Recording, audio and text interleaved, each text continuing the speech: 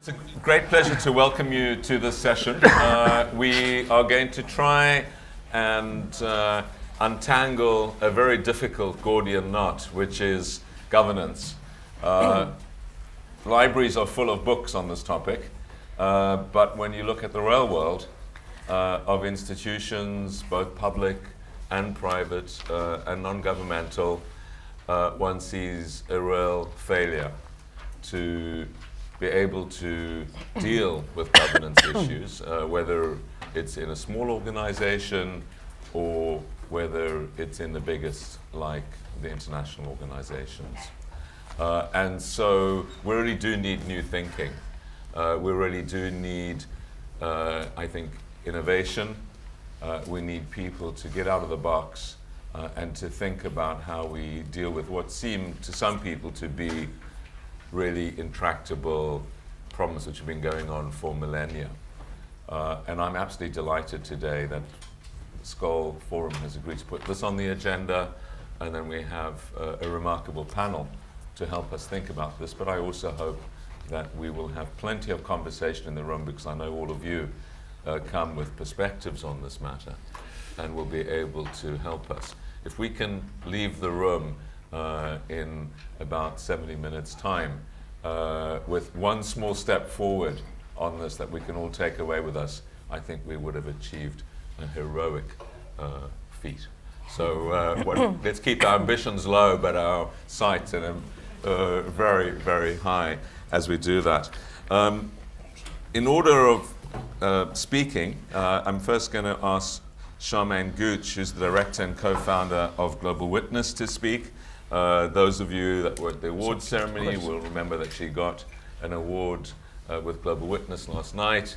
She also got another Skoll Award 3 weeks ago, and very deservedly so, for the quite remarkable work that Global Witness is doing in addressing questions of conflict diamonds, for which it was awarded the 2003 Nobel Prize, and in many other ways. She'll be followed by Bill Newcomb. Bill is a quite remarkable guy. In addition to having been the owner of the San Francisco Giants, so for those of you that like baseball like I do, that's enough in one lifetime to have been that.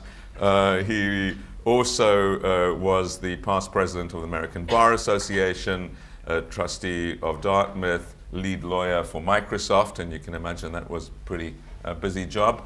And he's now the founder, president, and CEO of the World Justice Project, which I'm sure he'll tell us about. So Bill will be followed by David, who's the president of the International Center for Transitional Justice. David has been president of the center. He served as the registrar of the Special Tribunal for Lebanon, special expert to the UN Secretary General on Khmer Rouge trials. He was the deputy chief prosecutor of the International Criminal Tribunal on the former Yugoslavia.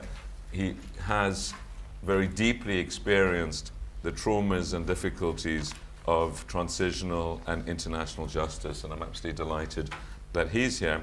And finally, we'll have Sabri Saidam, who's a senior lecturer at Birzeit University. He was a former presidential advisor in Palestine. As I just mentioned him, I think if you can solve the problems of governance in the Middle East, then you've solved them everywhere. And really looking forward to his experience. He's been involved in the private sector. He's been leading person on social entrepreneurship. He's been a regulator with the Palestine Telecom Authority. He's worked both in practice and globally in many, many countries, and I'm really looking forward to his comments. Now, as much as we want to hear from these people, I have told them they have to be able to distill their thoughts into 4 minutes. So with me, get agitated if they start going beyond that, because what I really want to have is a conversation between us in the room, and that you all have time to get engaged. Charmaine, you have the floor. Yeah, thank you. So I'm Charmian, and my two co-founders of Global Witness, Simon Taylor, and Patrick Alley, he's the one with the glasses, are here as well. So if you're asking questions to me, please feel free to address them to these two as well. Small matter of record, Ian, thank you so much for awarding Global Witness the Nobel Peace Prize. No, we were in fact nominees, co-nominees for the Nobel Peace Prize. There we go. But the TED Wish Prize, absolutely spot on. So my 4 minutes and a bit starts now, please. Right. Corruption is often thought of in terms of bribery, corrupt politicians and officials accepting cash. And that is a very real and major problem, and it's one that affects so many people in their daily lives. But corruption involving natural resource deals is on a scale that goes far beyond this. The vast revenues from oil, mining and other natural resources that should benefit the populations of producer countries in many cases simply are not. Opaque deals, secret payments and front companies that siphon off public funds allow brutal and dishonest regimes to divert billions of dollars from state budgets, robbing millions, hundreds of millions of citizens of money that is rightfully theirs and should be used in the public good. These opaque deals can be devastating. For example, the minerals deal in the Congo, which according to Kofi Annan's Africa Progress Panel, has deprived the citizens of Congo, one of the poorest countries on the planet, of over $1.3 billion. That's twice the country's health and education budget combined. But the problem really is not about poor governance in such countries. The corruption that makes this sort of thing possible is because of the actions of facilitators around the world in our interconnected and globalized economy, like the big natural resource companies that engage in sometimes questionable deals, the banks that far too readily accept the proceeds of corruption, the company service providers that set up anonymous companies, and a whole lot more. And until recently, much of this has just been accepted business practice. Technological solutions around data will be really important, and much of the work is really inspiring, and I'm really looking forward to hearing what some of the rest of the panel have been doing. But it is also about fundamental changes in the relations between citizens, businesses, and governments. There needs to be a wholesale questioning of these currently accepted business practices and a rewriting of them. Now, transparency is a vital component of this, and there has been much progress over the last decade in the transparency and accountability movement. For example, hundreds of civil society organisations came together and campaigned for revenue transparency laws in America and in the European Union. These laws now cover 2/3 of the value of the extractive industries around the whole world, but there's still a hell of a lot to be done to turn this into a genuinely global transparency standard and to hold on to what has actually been achieved in the face of strong resistance, particularly from oil companies. There needs to be transparency also in other areas before citizens can really follow the money. Natural resource contracts need to be made transparent and in how they are sold, as do government budgets, and there's some great campaigning by civil society on this. International banks remain far too willing to accept corrupt or questionable money. Some of the big banks are repeatedly fined for anti-money laundering failures, but so far this hasn't achieved much systemic change. Voluntary measures in the banking sector are demonstrably not working, and regulations are simply not being properly enforced by governments, hypocritically, who talk a great game about the need for governance and transparency. Finally, the issue of anonymous companies. It's both possible and easy to set up a company without ever revealing your true identity, and they're regularly used in corruption. A World Bank study of over 200 cases of grand-scale corruption found that over 70% had used anonymous companies. And the majority of these anonymous companies were in the UK and America and their territories. This problem of corruption is right over here, right here in the UK and elsewhere. And so often I talk to people in business who say, oh yeah, it's really hard to do business in these corrupt countries. And it's the UK and America and other countries that are really driving a lot of this corruption. So there's been some great momentum on this particular issue in the last 18 months. The UK government has moved from outright hostility to now committing to support and create public registries. The European Parliament, just 3 weeks ago, voted in favour of public registries, 600 to 36 in favour of public registries. But, of course, there's a huge amount more work to be done, and America and other countries have to come on board. To sum up, data and innovative ways to use it are going to definitely be essential in driving forward good governance that has transparency and accountability at its core. And there are some incredible uses of big data and crowdsourcing going on. But for this to really take root, there has to be a shift in the underlying systems and accepted practices of business. As Jeff Skoll said on Monday, social change is a team sport. Thank you. Great.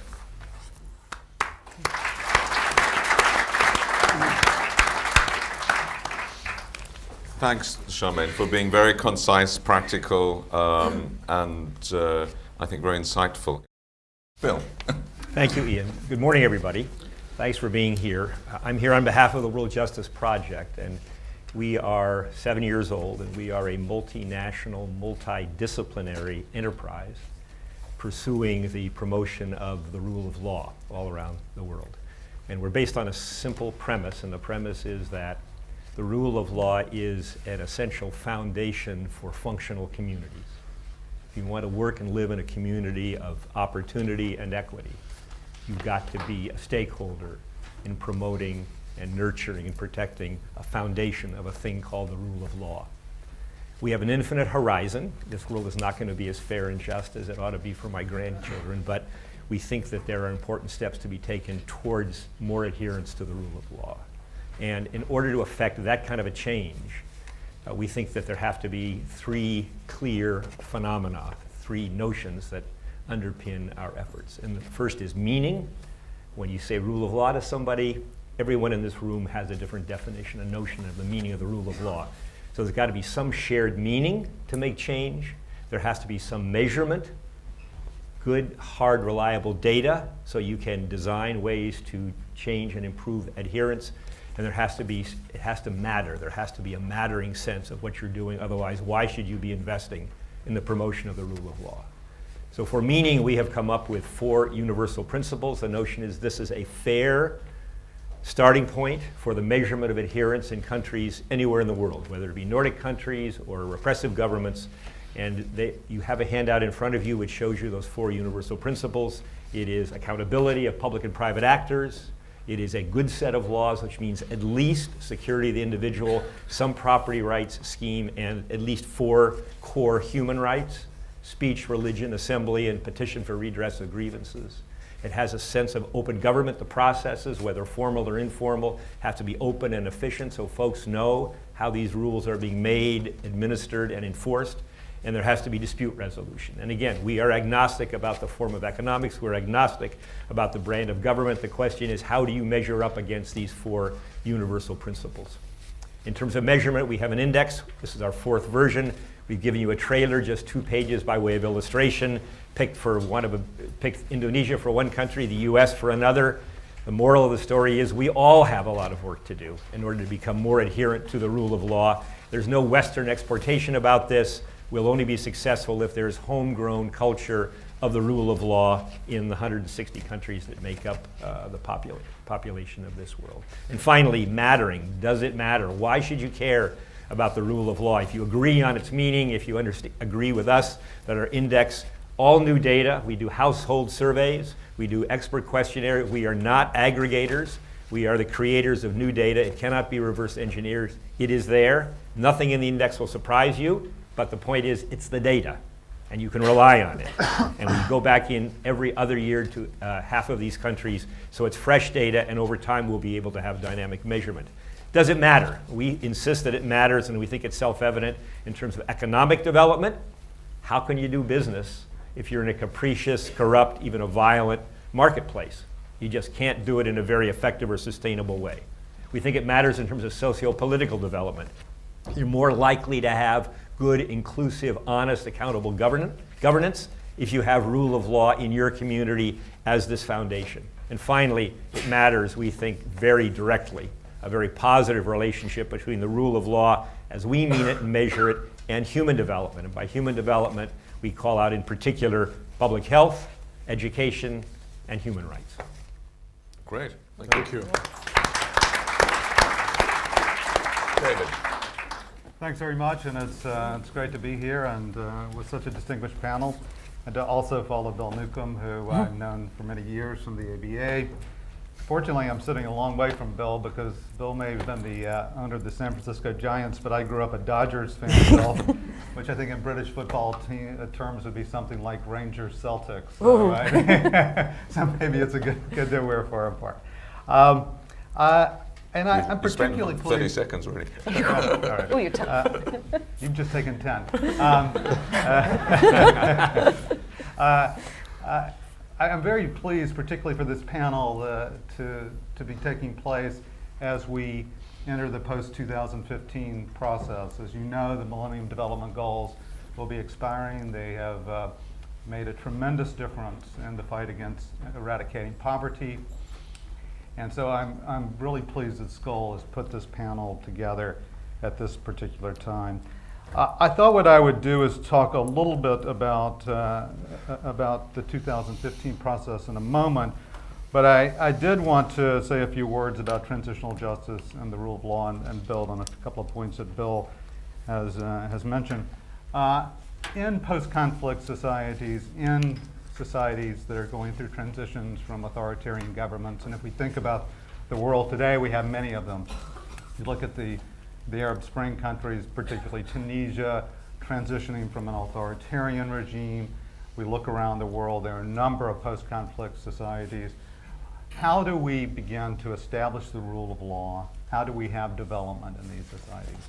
Ultimately, we have societies where human rights have not been respected, and what we're trying to move toward is a society where human rights are respected. And that ultimately is what transitional justice is about. And what we do at ICTJ and other organizations that are working in this field are really focused on social movements which really are demand-driven to their governments, to the society writ large, to respect human rights, so that we have a situation where the rule of law can prosper. Now, how do we get in a situation where we have massive human rights abuses, genocide, war crimes, crimes against humanity, and other terrible abuses to a society that respects human rights? Well, that's what transitional justice brings, a set of tools to try to achieve that. And we've seen this happen in a number of countries. If you look at Argentina, which 30 years ago had 30,000 people disappeared, thrown out of airplanes over the Atlantic Ocean, it has changed. If you look at Germany, moving from the Nazi period to now a very democratic country which respects human rights, we have seen countries make those changes even under very difficult circumstances. And the tools that have really emerged have been prosecutions, criminal prosecutions, and I have certainly worked a great deal on that. But at the end of the day, for example, I worked in Bosnia. We had 10,000 perpetrators. At the Yugoslavia Tribunal, we tried 121 of those. There were some additional ones prosecuted in the country itself. So there has to be more than simply prosecutions of those who are most responsible. Therefore, we see truth commissions, which really get much more at the root causes of these conflicts and these human rights abuses. There have been some 40 truth commissions around the world. Reparations programs, which recognize and provide some either moral or material compensation for the injuries that victims have suffered, and institutional reforms. There's nothing that undermines the confidence of the citizen and undermines civic trust more than a victim going to a police station and seeing her abuser across the counter.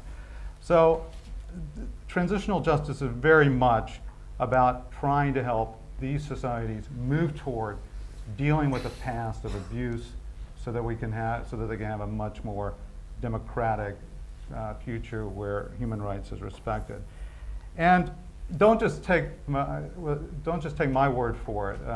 I'd like to say a few words about the World Development Report of 2011, which actually draws very clearly and provides empirical evidence that justice and human rights are very connected to development.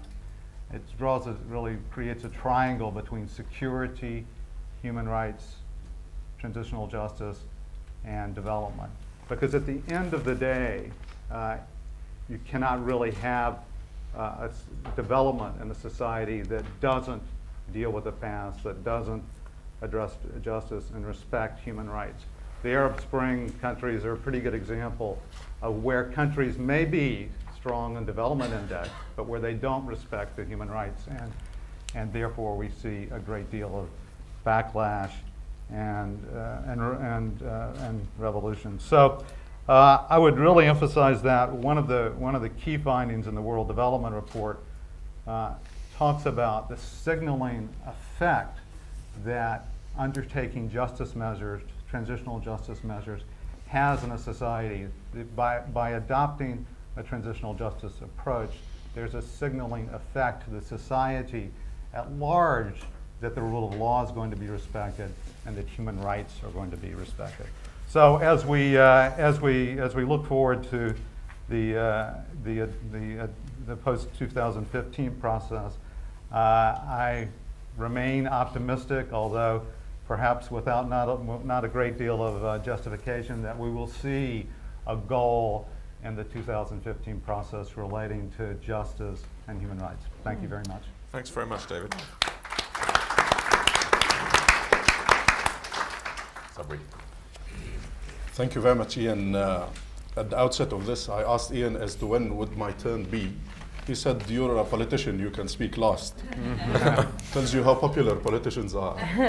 I said, as a politician, I would like to speak for 4 hours. He said, you can start the first 4 minutes here and then continue elsewhere. That takes me to, that takes me to a funny question that I came across while preparing for this talk.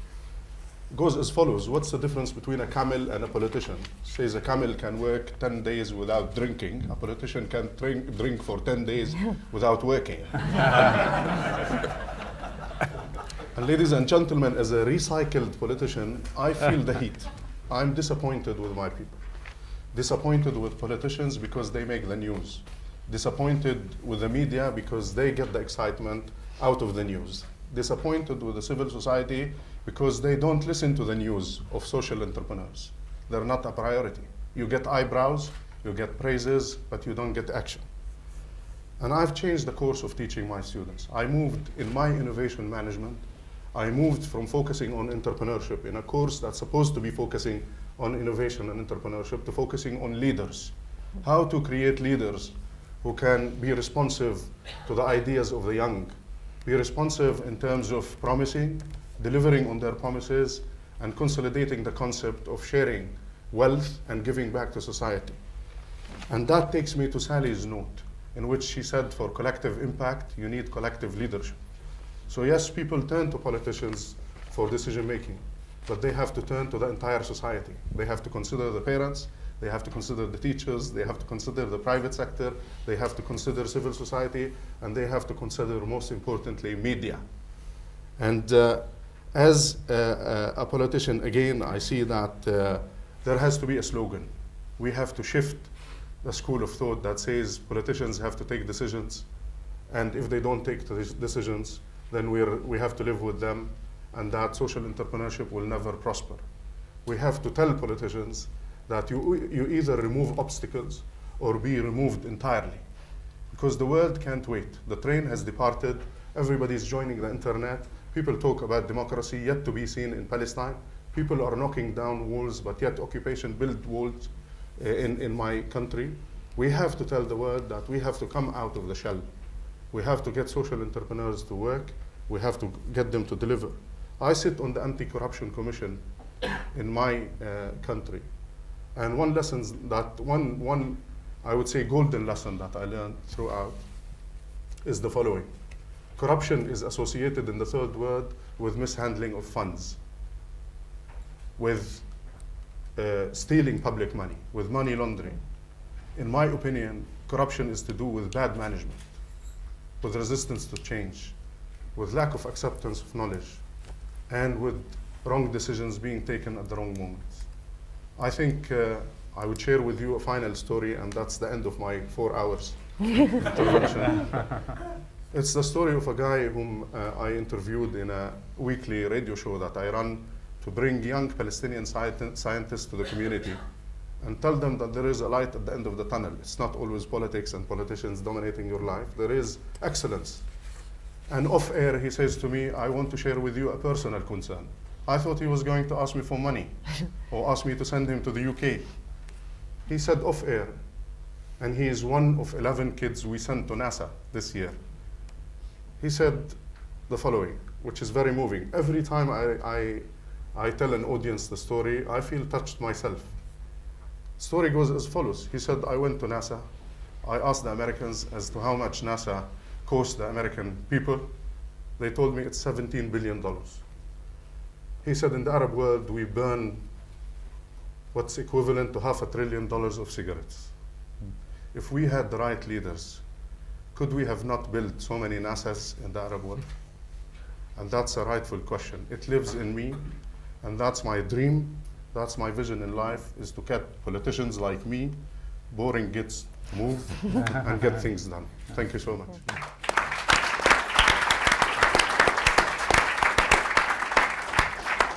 I think we'd all love more politicians like you. Unfortunately, we can't vote in Palestine. Can I finish my 4 hours? It's only Fidel Castro would have been competing with that. Chavez. And Chavez, yeah. All right, let's open it up for conversation. Please identify yourselves. Remember, you are being filmed, and wait for the microphone, which is coming from behind. If you'd like to direct your question to a specific panelist, do so. Otherwise, we'll answer as a collective while I'll direct the question. Sue Riddlestone from Bioregional. We're working on the post-2015 Sustainable Development Framework, which is why I came here today, and we work on sustainability. And my question is, there is a UN Convention on Corruption, and I just wondered, what are your recommendations about what should go into the post-2015 framework? How does the World Justice Project Index fit with the data that governments collect anyway? How can we make sure that governments actually take this on and run with it? Because I did hear that the UN Convention on Corruption was very well picked up by governments, and so I just wanted your reflections on that. Great, we're going to collect a few questions, so I think there was a hand behind you. Yeah. Yeah, thanks so much. Marcello Palazzi, Progress Foundation in the Netherlands. About the Nordic countries, I've worked a lot in Denmark, Sweden over the last 20 years. I was in Copenhagen the other day at the colloquium on good governance. It was very interesting that two interconnected issues came up. One is continuous experimentation. So Denmark and Sweden over the last 20 years have actually been experimenting with new policies, new solutions on a very frequent basis, which was connected to a very high level of trust. In fact, the Scandinavian countries and Switzerland have, for the last 20 years, been very high on the level of trust. So my question to Bill is, absolutely right to work on this, justice, but justice is not necessarily leading to innovation. Sometimes it could be the opposite. It could make a society quite stuck, and I think many European countries are a bit stuck now. So innovation, trust, and justice. Thank you. Great. Gentleman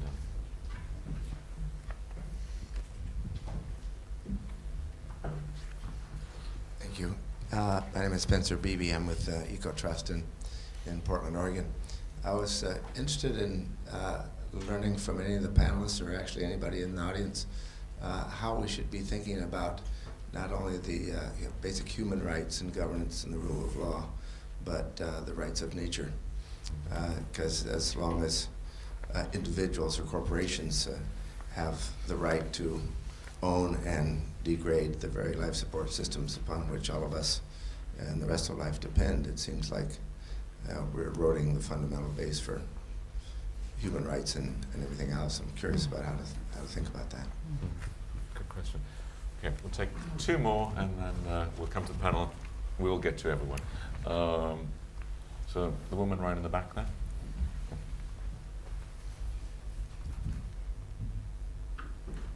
Hi, I'm Ruth Shapiro with the Center for Asian Philanthropy and Society.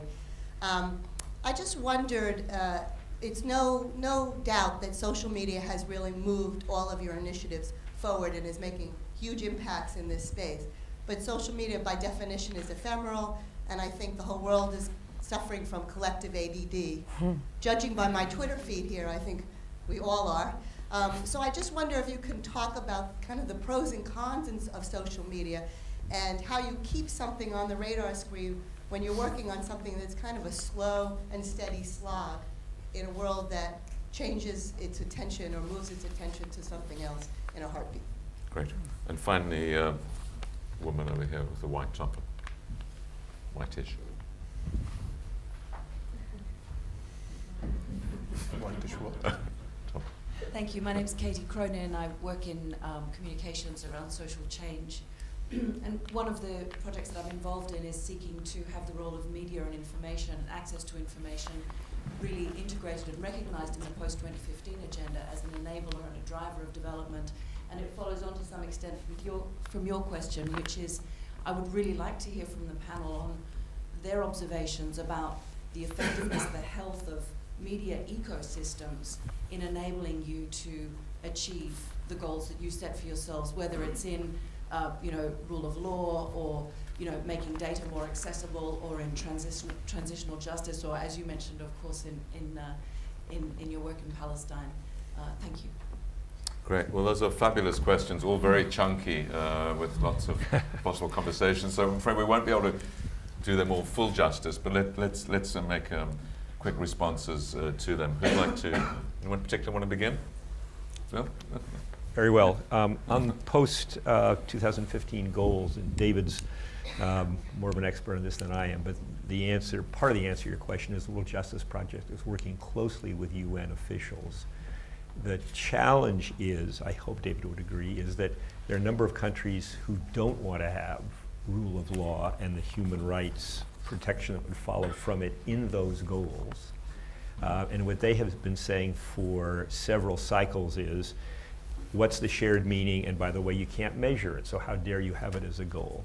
And we think, with all due humility, that our index puts a lie to the notion that you cannot measure adherence to the rule of law. And the US mission at least feels that way. The Assistant Secretary General's staff agrees with that. So we are working very closely with them. I think realistically, and others will have opinions, I think the odds of keeping the two provisions that are currently in the draft that have survived sort of the first cut, the odds of that coming in the final version are very hard to handicap because there are enough powerful countries in the UN. If we can possibly keep even one of those goals in the final document, it becomes a beacon. With all the challenges of the UN and all the criticism of the UN, there's nothing quite like having a rule of law and a human rights piece in those goals. So it'd be very powerful if we could do it, but there's a lot of work to be done in the meantime, and we're gratified to think that maybe something about our technique and our measurement is going to be useful in combating the notion that you can't have a goal if you can't measure it. Turns out you can measure it, and reasonably well. And to the second question, and then I'll defer to my colleagues, there is this notion of rule by law. And that's not at all. That's the antithesis of what we're concerned with. Rule by law is where you have lots of accountability. You check the box on the first universal principle. But the second universal principle is the accountability of public and private actors is under a set of laws, rules, regulations, even customs and traditions and informal forms of government. But those in turn have to have some universal qualities about them. And they have to include this respect for certain human rights. And rule by law is the Third Reich. It's apartheid South Africa. That's rule by law stuff, lots of accountability, lousy laws. That does not make for a rule of law culture as far as we are concerned. And rather than being stuck and inviting governments to go in circles, we think that these four universal principles are freeing and propelling principles. The notion is you ought to experiment. You ought to listen to your constituency and decide what you think is in the public interest. Find more efficient, more productive ways to serve the people that you have the privilege of serving as the governors. But again, meeting these criteria. Is there accountability? Are the laws good and just laws? And there we go to the Universal Declaration for those human rights, as you recognized, I'm sure. Is there an open sense of government? We're not exporters of Western democracy. I think you can have a very informal form of governance, and it can be just as compliant with the rule of law as a liberal Western democracy. So we don't substitute democracy for rule of law. We're not at that level of abstraction. We're sort of above it in abstraction.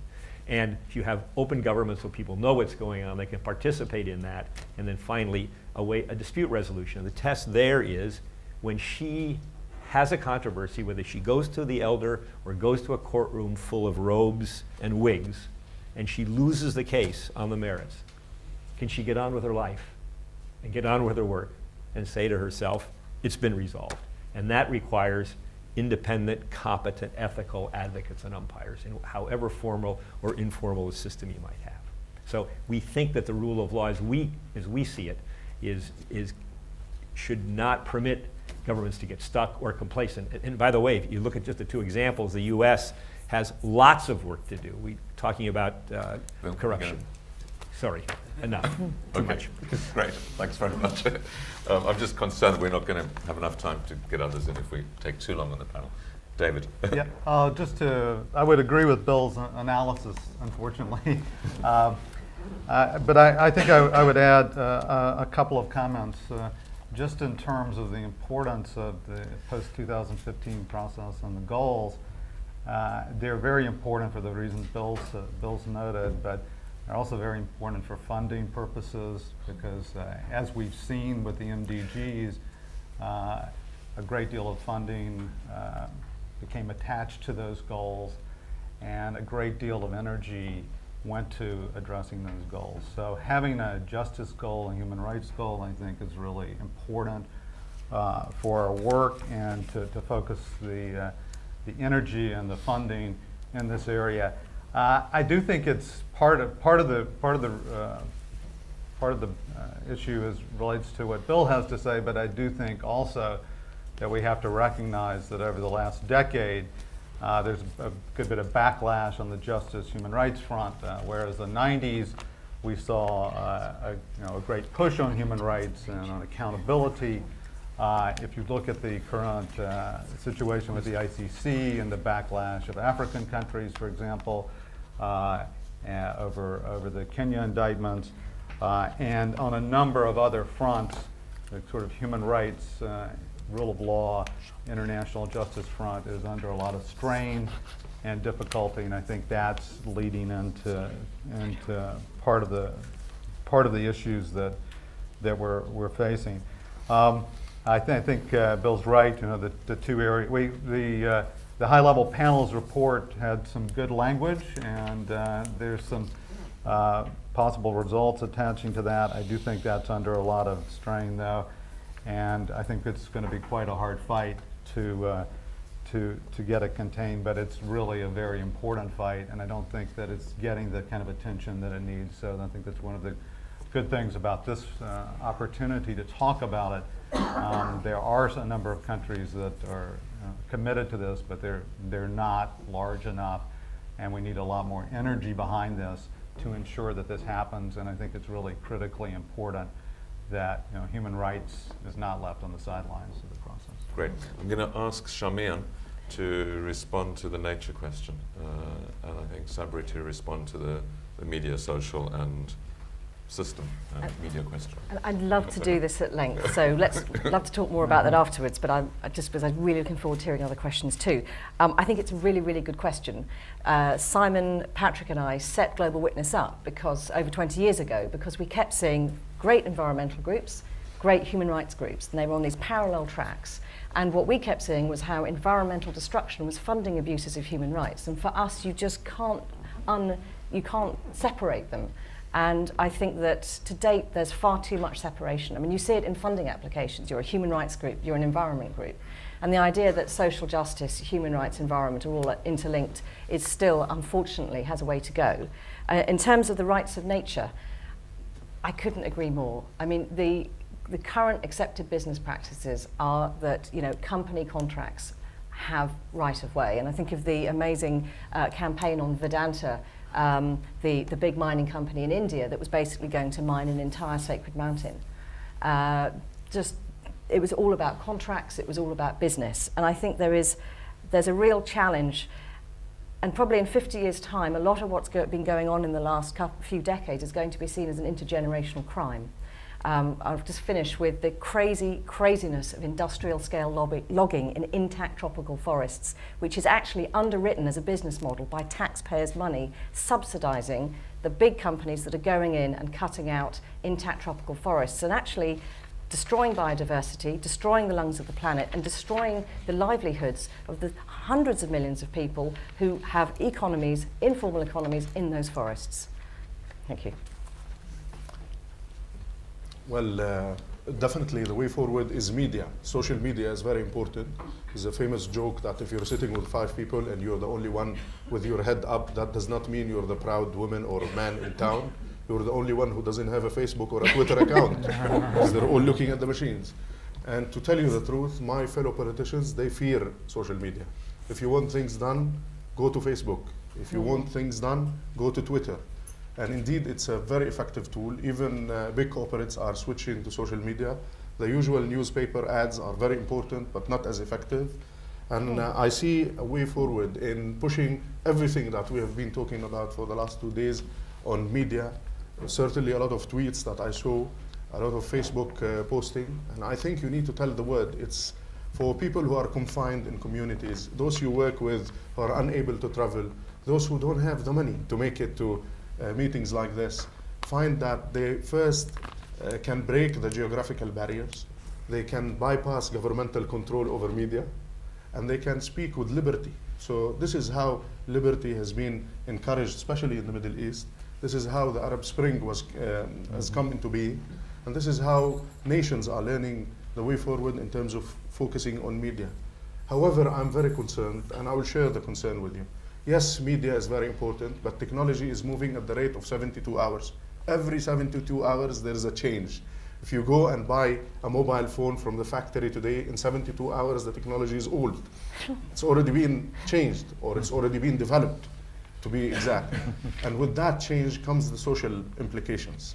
Families, parents, most of them now consider the internet as a black box. They take a step aside, especially in the third world, and they say it's time for our kids to fly. But yet, I recall at the time I studied in this country that anything related to violence or sex had to be aired after 9 o'clock. I think BBC still does that. Now it is open anytime, to the extent that in the Middle East, teenage starts at 6. At 6, they know it all.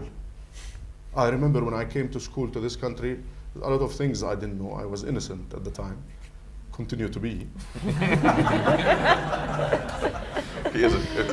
Politicians don't always tell you. But also think of teachers standing in schools. They're not as equipped as their students. I get a lot of parents who say to me, oh, our kids are geniuses. Look, they play with gadgets. They're not. Everybody does. Even a 2-year-old can figure out, was a statement the other day which basically came at the time. I said that kids can go to school at the age of 2. And then I heard the Minister of Schools, or the Education Minister in Britain, saying that kids are ready to go to school at the age of 2. And I say that biologically, if we are to be born by 6 mothers, 6 speaking 6 different languages, we are ready to learn the 6 languages. Because, you know, the brain cells are high and we can catch. But yet parents and teachers are still away from the digital world. In the past, I used to go to conferences where people would talk about the digital divide between the North and the South. The digital divide is at your doorstep. It's in your home. Parents ought to reconsider. Teachers ought to reconsider. They ought to be empowered. And that's why reform of the educational system is very important. How to make physics, how to make science, and how to make education more favorable, more enjoyable to kids is most important. And how to make the teachers and the parents at the center of attention. You looked at me, so I have to stop. Thank you very much. I'm trying to enforce the rule of law here. We didn't quite get to some aspects of these questions, including whether people's attention spans in dealing with these tough questions. But we'll come back to those. And do feel free to also comment on other people's questions if you have something. We certainly don't have a monopoly of answers on the floor here. So there was a hand there. I'll get back to you and we'll move over this way. I wanted to ask a question that relates to this issue of technology. My name is Michael Chertok, and I work with an organization called Digital Divide Data. This past year, we worked in partnership with Globe Ethics and the African Innovation Foundation to create a new resource of African laws and governance documents and court decisions called the African Law Library. It's online at africanlawlibrary.net. We did it by working with young Kenyans and training them to do this work of digitizing the documents, tagging them so that they're searchable and making them accessible. I have enormous respect for the hard work that you do in making policy change, but there's also this pragmatic work of how do we actually make these resources accessible? And I'm curious, as you think about your work, what are the next steps of once there is the opportunity for transparency and that's become politically possible, how do you actually look at, how are you getting this information so that it is accessible to people? Great. Take a question there.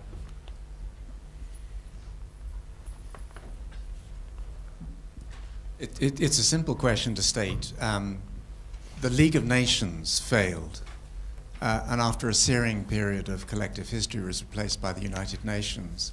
We're far better off with United Nations than without, but I think many of us probably would agree that the UN itself is failing in some really important respects. How would you put together the UN 2.0? On what principles would you do that?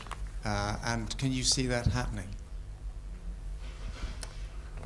Okay. Let's come over this side. Hi, Tim Hansted from Landesa. Question for Bill. The index is a great innovation and tool. The question is, are policymakers paying attention, and what are you doing to use it to drive change, and what recommendations do you have for others, including those of us in the room, of how we can use it to drive change? Great. Do you have a hand up? Oh, no, that was before. Oh, that was before. Yeah, okay. All right. Sorry. Since been answered. Oh, okay, great. Simon Taylor from Global Witness. I guess an addition to the nature question, the rule of law question, and that interface with companies, a lot of what we investigate is this nexus of how corporations access resources and the corruption associated with such deals. And I think one thing I want to inject into this is not just about despots and kleptocrats over there. It takes two to tango. And one thing I remember from last year, just after the Skoll.org forum, Shell wrote something, I can't remember, it was a blog or something about they respect the rule of law. What Shell didn't mention in their dispatch is that they respect the rule of law if they like the rule of law. If they don't like the rule of law, they sue it out of existence, as they are currently involved in doing so in the United States. Which brings me to, I think, a point, and I don't know if anybody on the panel has any suggestions about this, but how do we redress the balance between massive corporate power that follows the rule of law when the corporate interest is aligned with the public interest, but when it is not aligned in the public interest, guess who doesn't get served? It always, in my experience at least, goes in the opposite direction. So I would suggest in this world where we're coming up against many more really serious global scale crises, we absolutely have to change that dynamic. So I'm interested in anyone's views on how we do that, because we're heading in a very bad direction if we don't. Good. Are there anyone else want to come in at this point? Come back to the panel? Any other simple questions? Great. So who'd like to begin? Do you want to begin? Well, I'm happy also to, sorry, the woman over there. I'm happy to come in on the question on the UN because I've just finished a book on that. Good. Good preparation. Yeah. Hi, good morning. I'm Lucia from Conectas Human Rights, based in Brazil. My question, I don't know how to ask it, but I feel these last days in several conferences that I've been, that are not human rights conferences, or called like this, that the state, the importance of the state is completely different than it used to be in the conversations that we are having. I feel that we used to see the state before as the center of gravity of the social actions that we are taking. And today I have the feeling that we have several other different center of gravities, either the private sector or social groups or I don't know, I would like to know from you if this is, am I just tired? Or are we really facing something in regards with the social contract that Rousseau taught us? And I mean, is the state another player today, or is the state the main player still? Because I think this is key for our conversation. Otherwise, when we talk about rule of law, transitional justice, the thing that I hear the most here in this conference is, don't worry, we deal with the state.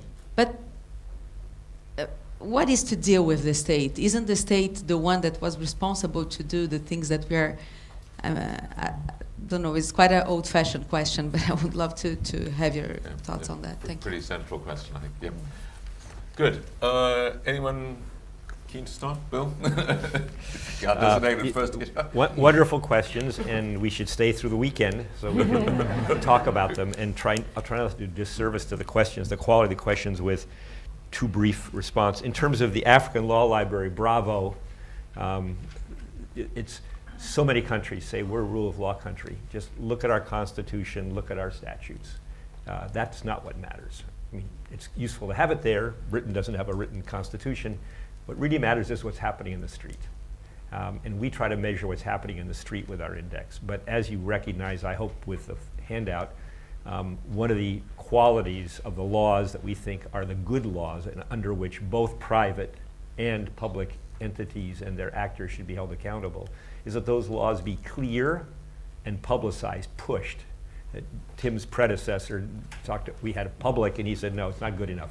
It's got to be publicized so people read it. And you shouldn't have to have a law degree to understand an environmental law or a tax law. So you're doing the Lord's work, and we need to do more of that, take advantage in a smart, efficient way of IT today so that stuff's not hidden away in archives. And only then will the people know the laws and what they want them to be.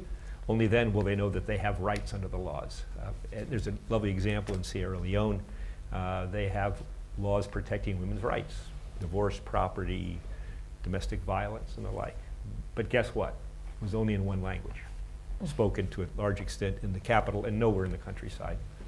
And for $2,500, these three women got them translated, took them out to the elders, and they were taught to the semi-literate, illiterate. For the first time, the generations of women, Sierra Leone, in the countryside, knew they had rights.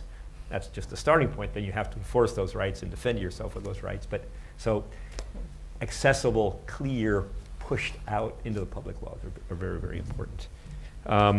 One other, and I'll shush. I'll leave UN number 2 to you, Mr. Professor. Tim's fair question about the index. What are we doing about?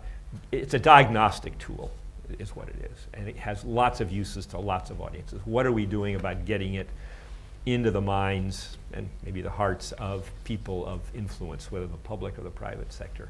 Well, it's a long road. We're young. We just hired a communications director. It's a soft but important art in terms of, it's like the scene from Strangelove, right? Where he says, what good is a doomsday machine if no one knows about it? What good is an index that measures adherence to rule of law if people don't know about it and if they aren't using it? But there's a couple of examples. Harold Koh, the legal advisor to Secretary Clinton, used our index in terms of the United States' appalling lack of access to civil justice for poor people in our country in a White House gig on the subject of access to civil justice or lack of access. We had a single country sortie to Malawi just last year, and we invited President Bada to come to our workshop where we share our findings for that country, about a 30-page report, not just the one page you see here. And God bless her, she hijacked our meeting. She was a freshly installed chief of state, and she turned into a political rally, and that was all good for us. We went from the motel room out to the yard. We had lots of orange, we had lots of music, lots of dancing, but when it was her turn to get up from the portable throne and go up to the podium, she held up the index, and this was all being recorded on state television. And she said, pointing to the head of Citizens for Justice, this bright young woman, and you, madam, must be sure that I'm good to my word. We find in this index we are compliant in some ways, we are not compliant in others. We must do better. This country should be a rule of law country. That played for 2 days in that country. Now, that's not the end, but it's an example of how this is finding its way into the academy increasingly, into businesses who ought to have to comply with it, and increasingly civil society. And your organizations, you social entrepreneurs, if you understand that this is the foundation for what you do, you can get your mission done much better in a more sustainable fashion if you're working in communities that have this stability, this thing called the rule of law, again, measured by universal principles. Thanks, Tom. On the issue of digital laws, I appeal to you, whoever is working on drafting laws, you should convince the international community that it needs to cater for digital laws, because when you talk about them, governments don't buy the argument. They consider a law on sewage arrangement is important. Indeed, it is important. But the world is moving. If I talk about technology that changes every 72 hours, you can't wait. I mean, there's no basic law on internet in many countries that I know of. So people don't know their rights, and providers of service don't know their rights. I think we ought to tell them. And we ought to also say there's been experiences elsewhere. And that takes me to answer your question, because you said, where's the rule of law? What's the role of community?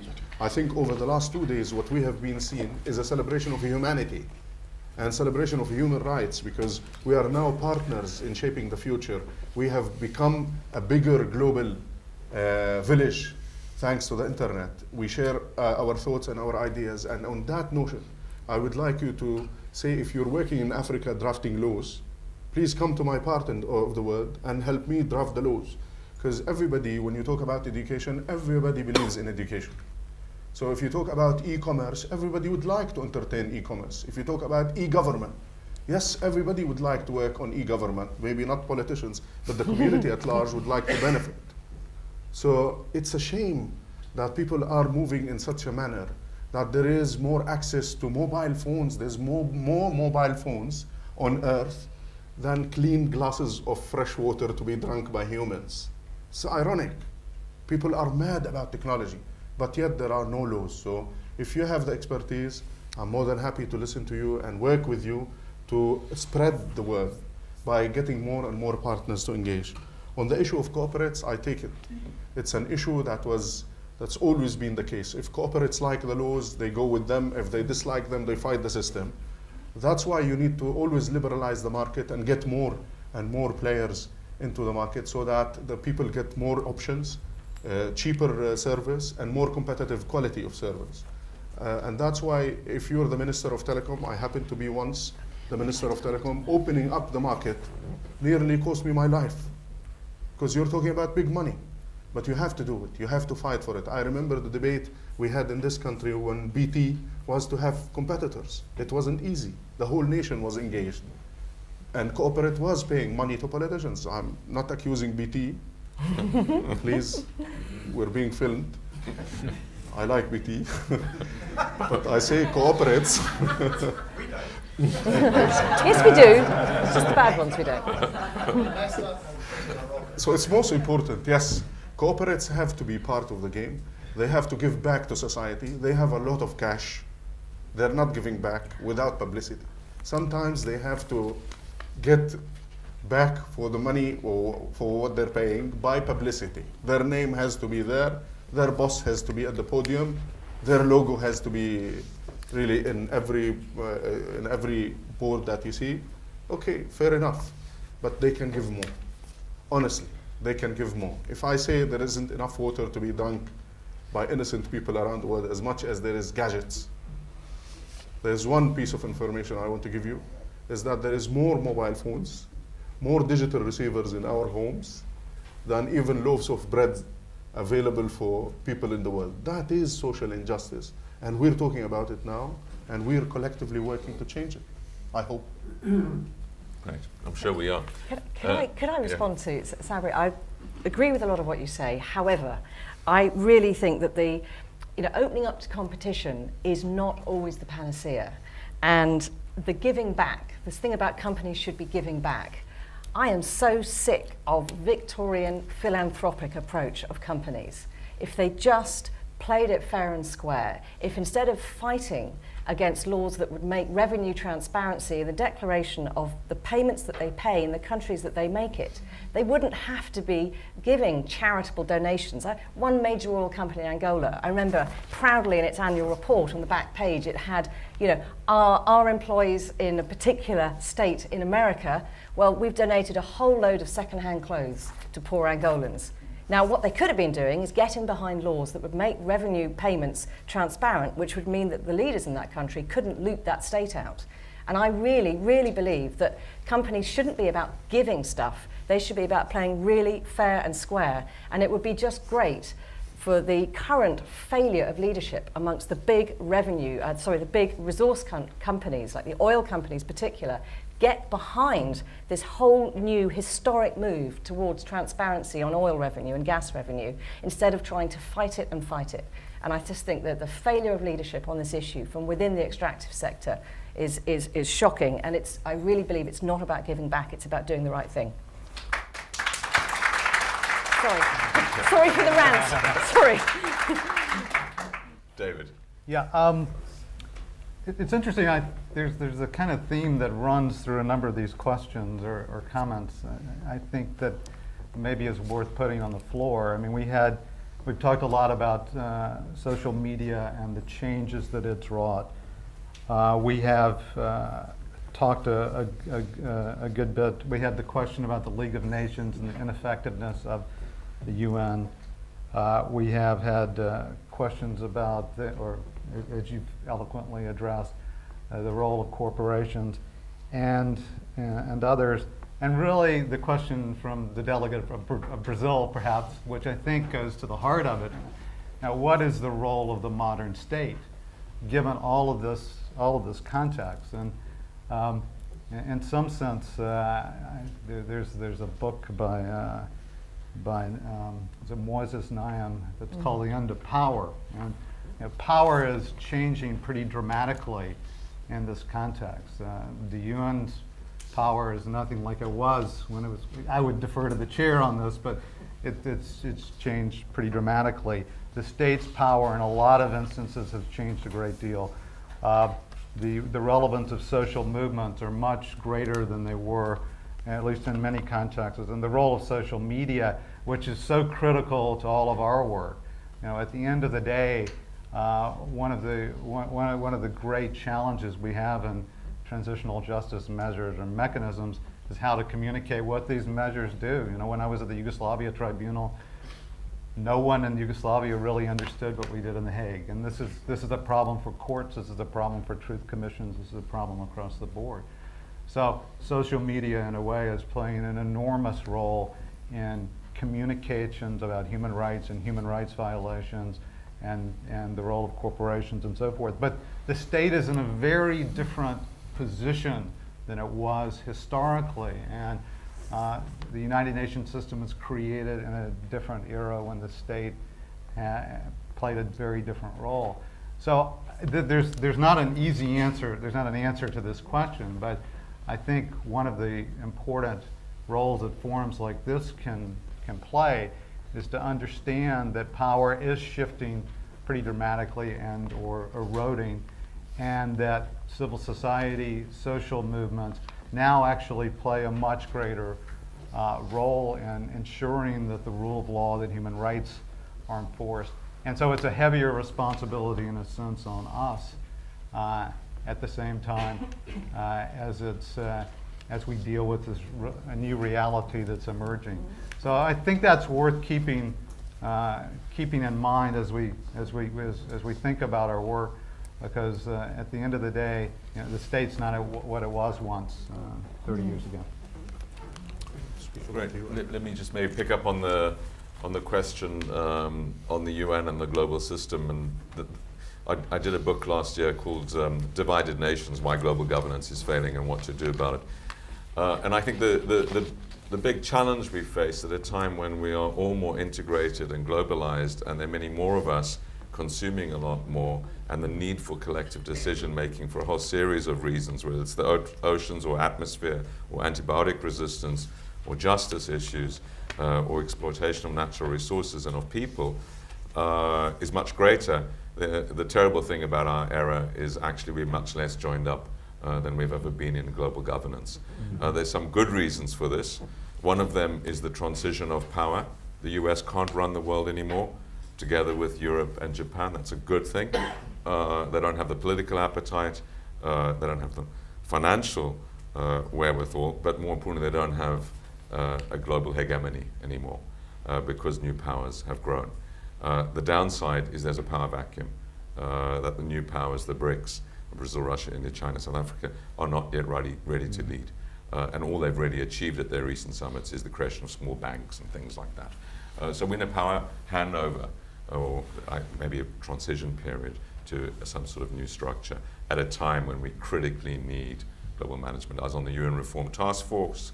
I'm afraid, like many other task forces behind it, the findings, although it was run by 3 prime ministers, et cetera, with Kofi Annan, was a wonderful person, are just sitting on a shelf gathering dust. And we look at Syria, we look at so many issues. Climate change is obviously a big challenge in this respect. So what to do? My view is that we need to form creative coalitions. We created something called the Oxford Martin Commission for Future Generations with Pascal Lamy, the outgoing head of the World Trade Organization, another example of something which is totally gridlocked on trade. And a group of people, including very senior government leaders like Michelle Bachelet and others, who are part of the system and love the system. There's no more beautiful document than the UN Declaration, basically saying we've got to find new ways of mixing it up. 202 countries are not going to agree. And so forming new creative coalitions where cities play a big role, groups like the groups that you all represent play a big role, some countries that are prepared to move, forming coalitions. Now the key issue about coalitions is legitimacy, and we've learned that from Iraq. And so having affected as well as affecting parties as part of a coalition is absolutely essential. On climate, something like a dozen countries emit 95% of global emissions. You don't need 202 countries to come to agreement. The same on oceans, the same on most things, finance and many other areas. But they can't agree without affected. So how you get that and how you build these coalitions. But I believe that the future of global governance has to be different because we cannot wait for UN 2.0, I'm afraid. They're not going to vote themselves out of their limousines and dinners. So we have to find new ways of doing it. IMF reform going on at the moment is a critical example, which is the front page of the Financial Times today. The US pushed for reform of the IMF, but is not prepared to vote for it. You know, this system is seriously gridlocked, and we have to find new ways. I believe people in the room are the answer to this problem. Can I add to this? What was the Oxford entity you mentioned? Oxford Martin Commission for Future Generations, and the report now for the long term. It's on our website, on the Oxford Martin School website. Very, very interesting. From people from 12 different countries, just trying to break the gridlock. Senior people, including a very senior Chinese minister, interestingly. I just want to add to that, when you think of 2.0, you're referring to the second generation of the internet. This is where 2.0 had come, and 3.0 and 4.0. But to tell you the truth, if 5 countries continue to hijack the agenda of the UN, it's impossible for you to ever see a UN 2.0. And as far as us are concerned as humans, we had expected the UN to be resolving conflicts, upholding international law, and as a Palestinian, ask me about international law. And I have to tell you that if we continue to be hijacked this way, it is hard to see a future for the UN. Bureaucracy is a killer, lack of sustainability is a killer, limousines are another killers, and the way that we have accepted the status quo, we have been bred to see that there is an entity that's to uphold international law only to be caught in conflicts, an entity that's supposed to be promoting development only to be caught in relief. So the agenda and the paradigm has been shifted many times to the extent that we are all bored and tired of the UN, and I for one do not envisage a 2.0, not even a 1.0, if the status quo continues. And this is a repetition of the corporate culture that exists. If we like the UN resolution, we will not veto it. But if it comes to our dislike, we will raise the hand. Who on earth would say a country has a monopoly over a decision to be taken regarding Rwanda, when 1 million people were killed over one summer in 1996? Impossible. There's a lot of discrepancies, and although we celebrate humanity, although we talk about the internet, but remember, ladies and gentlemen, there's more conflicts on earth, and there's more anguish amongst humans. So the debate continues. Okay. Colin, may I just add a footnote on this, a grace note to the question on the social contract? Social contracts go back to about the 12th century BC. So this is not just Rousseau and the Enlightenment. There's something about human nature that people want to come together in communities, and then the question is, how do you govern yourself? Yes, I think there's more competition for government power because of the growth because of the growth of the social sector, civil society, and that's a wonderful thing. And this 3 days is a remarkable manifestation of the growth of intelligent, innovative, well-intended people who are doing things in civil society that we wouldn't have imagined possible. Maybe partly because of the information revolution, but just that's a great thing. There's a riptide going forward, and that creates, it seems to me, an opportunity for what we talk about in terms of public-private partnerships. There are some things which always, I think, will be best done, or maybe even only done by government, if it's a good, clean, accountable government that's trying to serve the public interest. And that can't be duplicated, I don't think, by any, however clever, powerful, well-intended civil society organization. But civil society ought to continue to grow. It ought to continue to be that sort of eternally vigilant agent, which is the price of liberty, as some wise person once said. So I think there's room for both. I do not think that states are hemorrhaging in their power if they're well run, if they're adherent to the rule of law. Great. I think it's been a fabulous session. The conclusion that I take away is that you all have to redouble your efforts to do your great work. Don't rely on the UN, don't rely on states. Do your work and stay sustained on them. One of the points that was raised was the short-termism and distraction. Don't be distracted. Keep going. You're doing fantastic work.